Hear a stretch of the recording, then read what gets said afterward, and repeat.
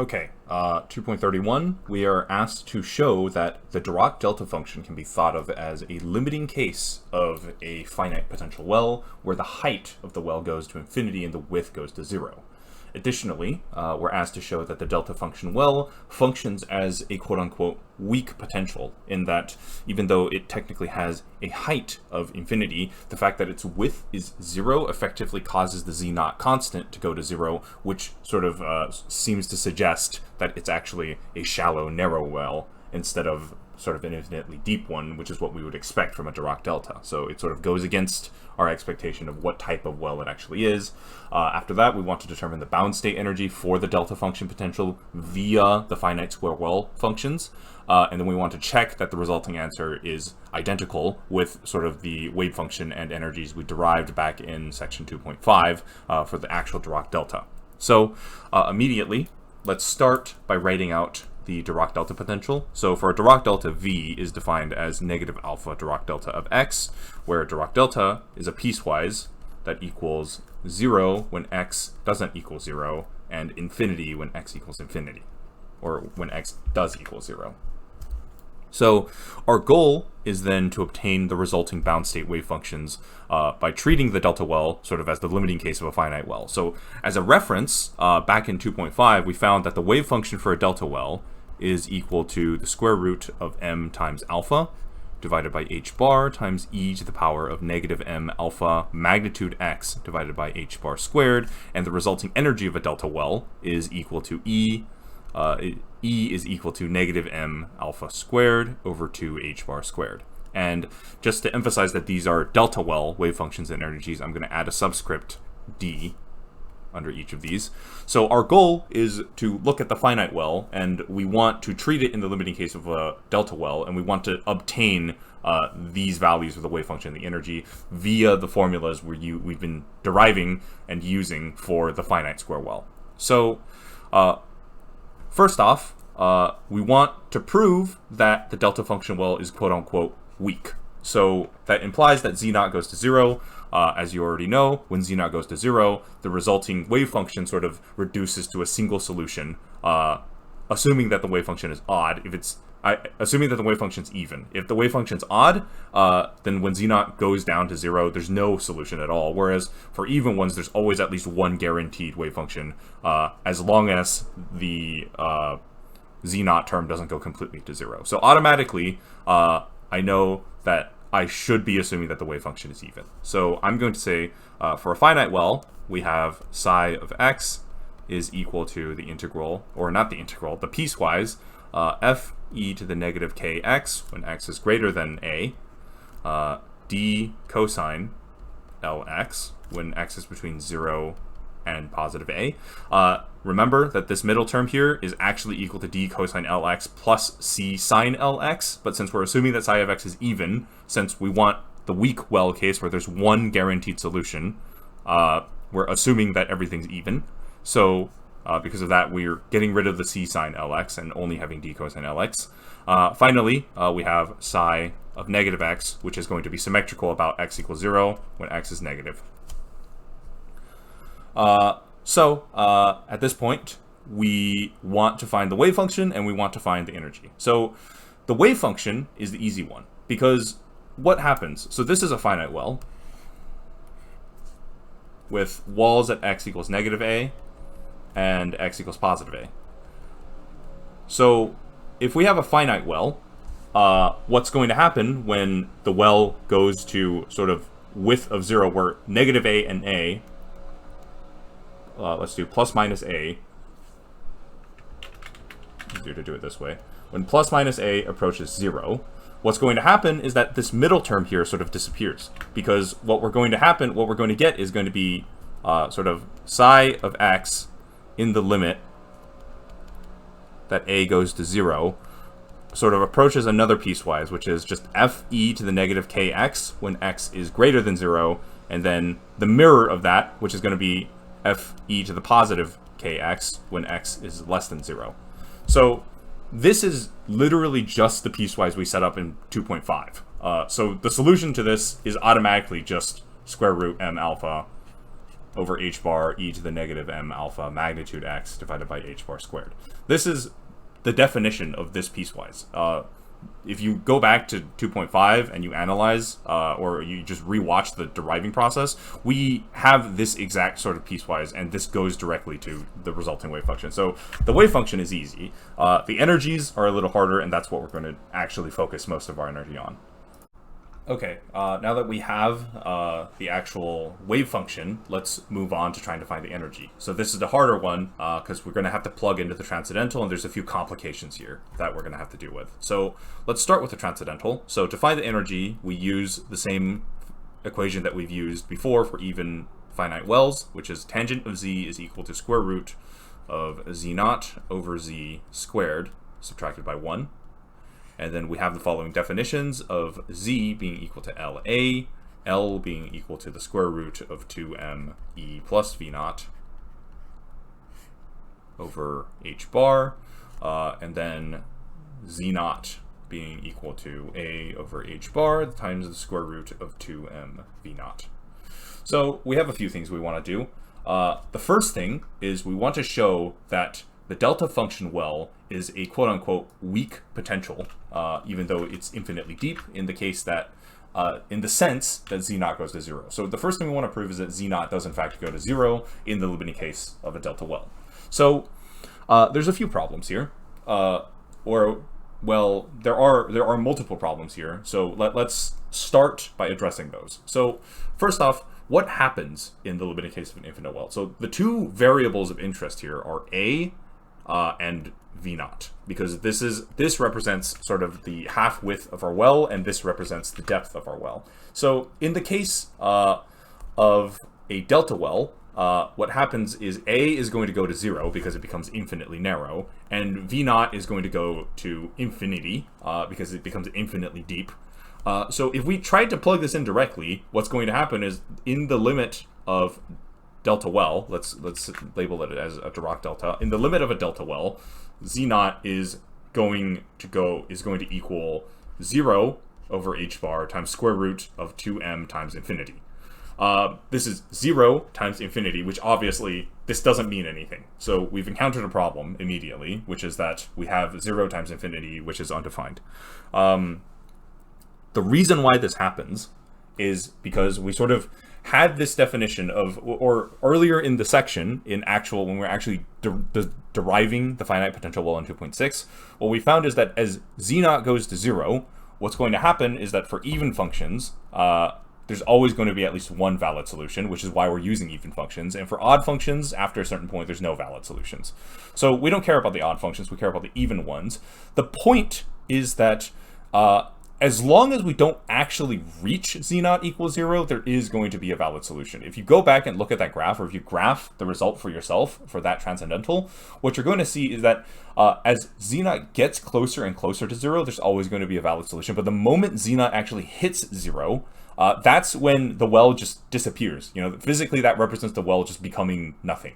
And that represents sort of the transition from a bound state to a scattering state, and that point has no solution. So when z naught actually equals 0, there is no valid solution to the well because there is no well.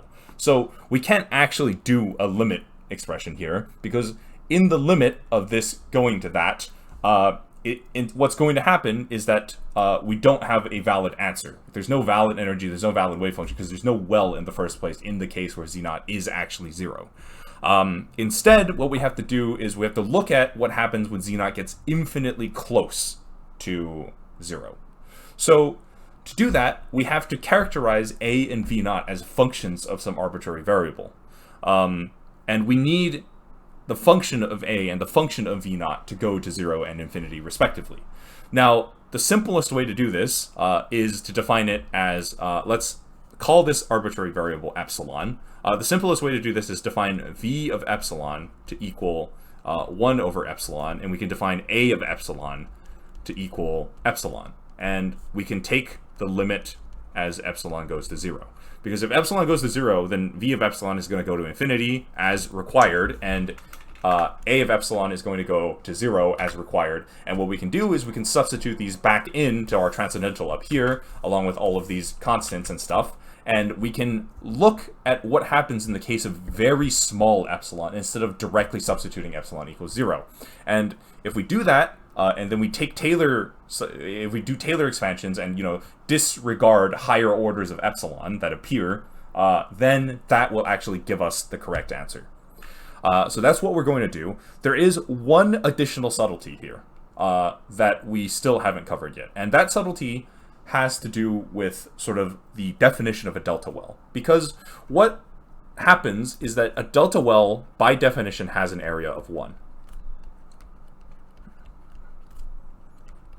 So if V0 is equal to alpha times direct delta of x, then V0 has an area of alpha, because alpha is just a constant, so the area of a constant times 1 is just alpha.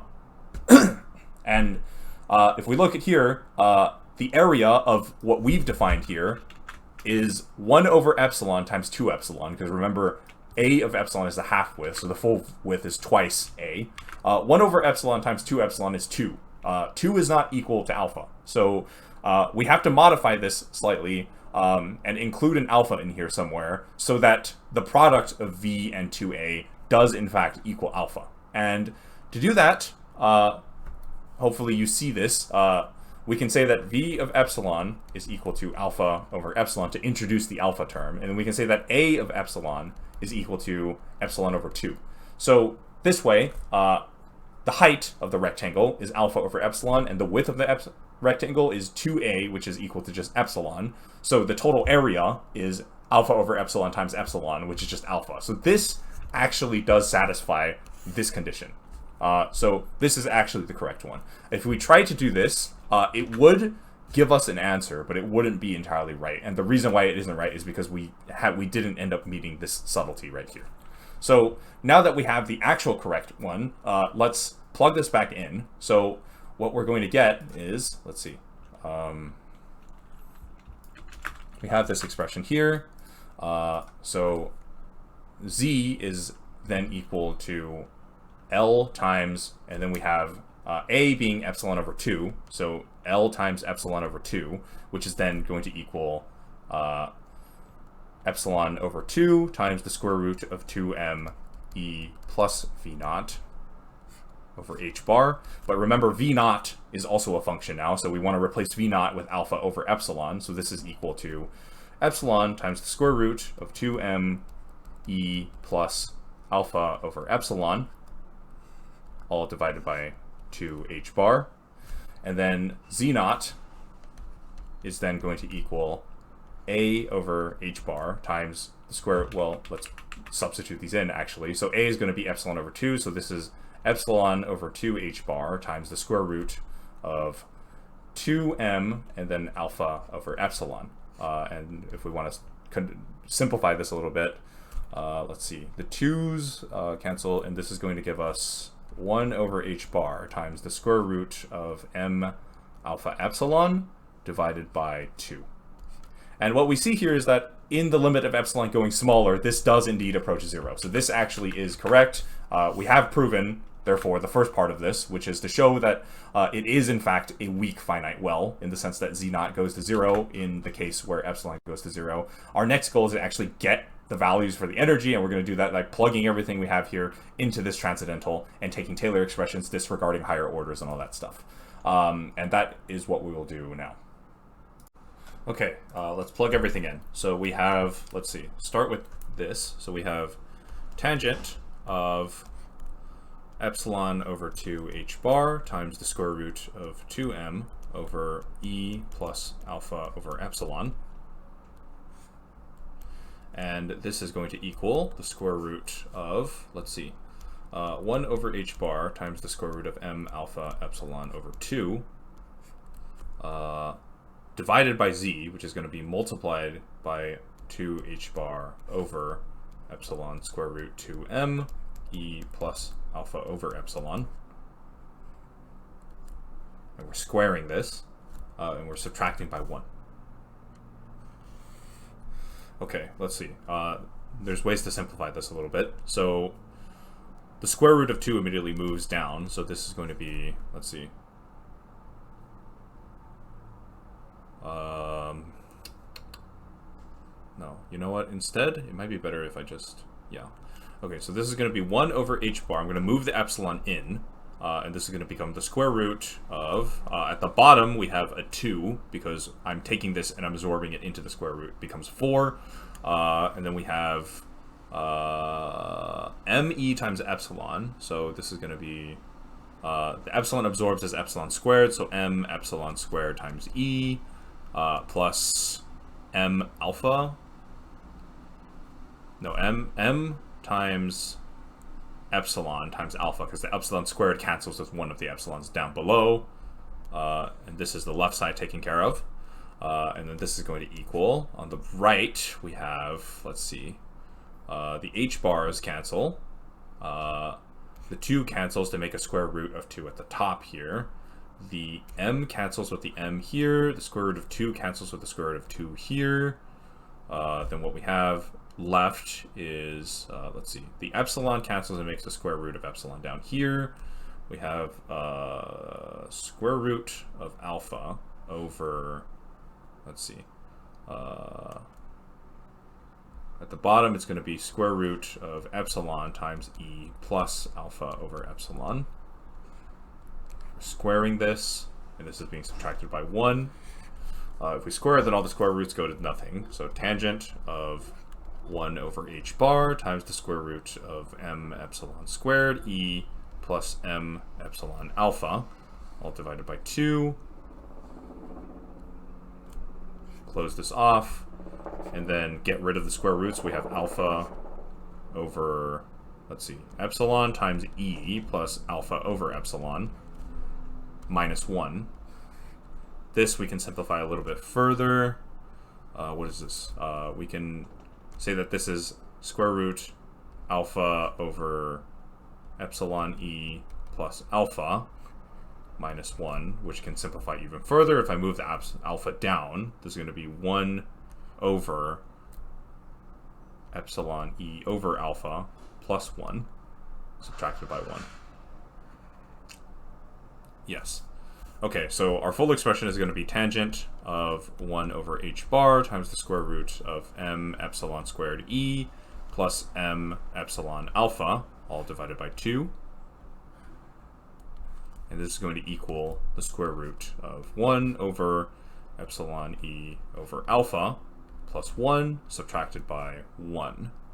Okay, so this is still a problem because, once again, as we said before, setting epsilon directly equal to 0 doesn't help us. Because if we do that, then what we're going to get is that in the limit of epsilon going to 0, is going to give us that tangent of, and let's see, we have 0 at the top, so this is just tangent of 0 being equal to the square root of 1 over 0 plus 1 minus 1, so this is just square root of 0, which is once again 0. We're going to get the tangent of 0 equals 0. This is right, but it doesn't tell us anything. Once again, the reason why this happens is because we can't actually have epsilon directly equal to 0. That doesn't help us at all. So instead, we can start doing some approximations, because we can recognize that epsilon is going to be very close to 0, meaning that it's a very small number. And immediately, what I can say is that since epsilon is super small, then this squared term of epsilon is negligible compared to the single power term. So automatically, I'm just going to discard this one and assume that it's negligible. So what that's going to give me is now tangent of 1 over h bar times the square root of m epsilon alpha over 2 is going to equal the square root of 1 over epsilon e over alpha plus 1 minus 1.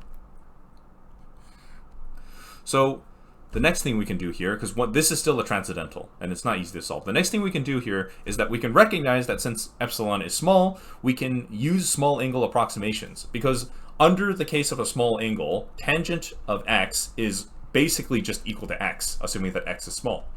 And here we have that exact situation. We have a very small epsilon, assuming that that overrides all of these constant terms. This is a very small argument. We can just directly say that 1 over h bar times the square root of m epsilon alpha over 2 is roughly approximately equal to the square root of 1 over epsilon e over alpha plus 1 subtracted by 1. And at this point, it's just a matter of solving for e.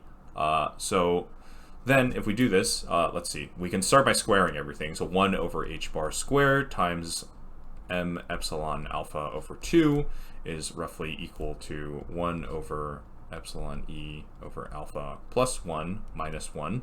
So then I can say 1 over epsilon e over alpha plus 1 is equal to 1 plus m epsilon alpha over 2 h bar squared. Can combine these a little bit, and we get 1 over epsilon e over alpha plus 1 is equal to 2 h bar squared plus m epsilon alpha over 2 h bar squared. Then I can reverse this fraction and get epsilon e over alpha plus 1 is equal to 2 h bar squared over 2 h bar squared plus m epsilon alpha. I can move the 1 over. Epsilon e over alpha is then equal to 2 h bar squared minus 2 h bar squared minus m epsilon alpha over 2 h bar squared plus m epsilon alpha. This is going to give me that e is then equal to alpha over epsilon with a negative in front times m epsilon alpha over 2 h bar squared plus m epsilon alpha. The epsilons cancel. This is going to give us negative m alpha squared over 2 h bar squared plus m epsilon alpha. And since this is an approximation, it's not exactly at epsilon equals 0. Now we can actually do the substitution and say, okay, the limit as epsilon goes to 0 for e is now going to equal negative m alpha squared over 2 h bar squared, where m epsilon alpha just goes to nothing. And if you remember, if we scroll back up, this is exactly the energy of the Dirac delta well, and with that we have proven that the delta well is in fact exactly a limiting case scenario of a finite well with a weak potential, quote unquote. Next, we're going to work with the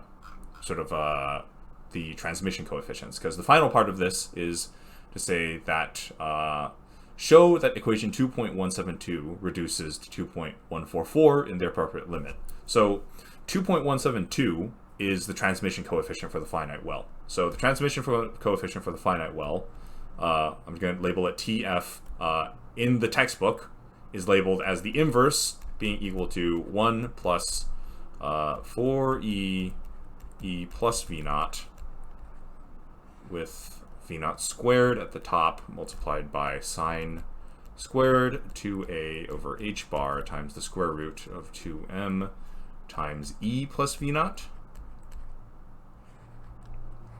And then we want to show that this reduces down to equation 2.144, where 2.144 is the transmission coefficient for the delta well. I'm going to label as transmission delta, this time without an inverse, as labeled by Griffiths in the textbook, being equal to 1 plus m alpha squared over 2 h bar squared e, all divided by 1. So we're trying to show that this goes to this in the limiting case of a infinitely narrow, infinitely deep finite well. So that's what we'll do next. Okay, so for this final part, we're going to do this in the exact same way that we did for deriving the energy, which is that we're going to make the assumption that v of epsilon is equal to alpha over epsilon, and alpha of, or not alpha, a of epsilon is equal to epsilon over 2, and we're going to take a number of small approximations for epsilon in order to move the top expression into the bottom expression. So let's start by replacing all of the v and a terms. So tf negative 1 is going to be roughly equal, or not roughly, we can directly set it equal. My apologies, we're not making approximations yet.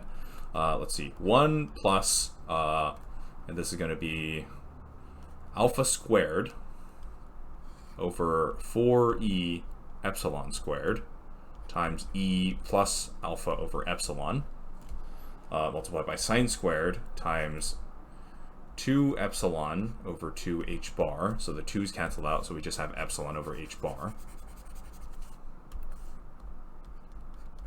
times the square root of 2m times e plus epsilon alpha over epsilon.